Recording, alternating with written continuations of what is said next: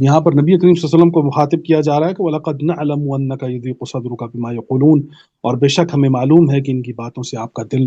تنگ ہوتا ہے۔ تو یہاں اس کیفیت کو سمجھ کر اگر کوئی انسان جو ہے وہ اپنی زندگی میں کوئی بھی کام کرنے کے لیے بڑھے گا تو میں سمجھتا ہوں کہ وہ یقیناً انشاءاللہ کامیاب رہے گا، کہ اگر وہ کانوں کا کچا نہیں ہے۔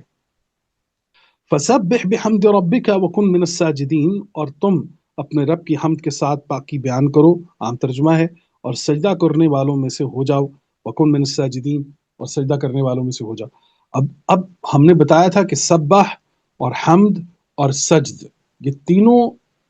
کمال جگہ پر آئے ہیں اکٹھے ایک ساتھ۔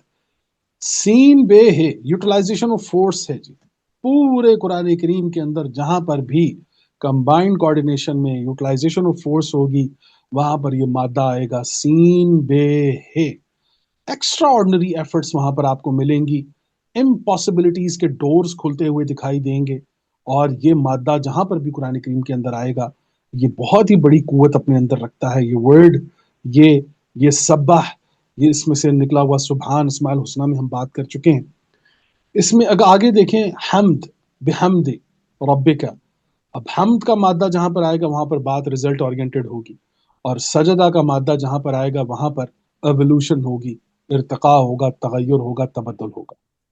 تو یہاں پر آپ یہ دیکھیں گے کہ یہ تینوں کیفیتیں قرآن کریم اس سورت کے اندر سورہ الحجر کی آخری آیت میں بیان ہوئی ہیں۔ وَاعْبُدْ رَبَّكَ حَتَّىٰ يَأْتِيَكَ الْيَقِينُ، اور اپنے رب کی عبادت کریں یہاں تک کہ آپ کو یقین آ جائے۔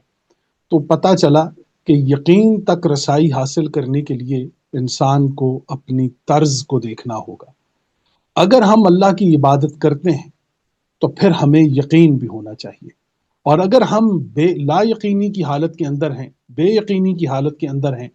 تو اس کا مطلب یہ ہے کہ پھر کہیں نہ کہیں ہماری عبادت میں فرق آ چکا ہے، ہماری طرز حیات کے اندر فرق آ چکا ہے، طرز زندگی کے اندر ہماری فرق آ چکا ہے۔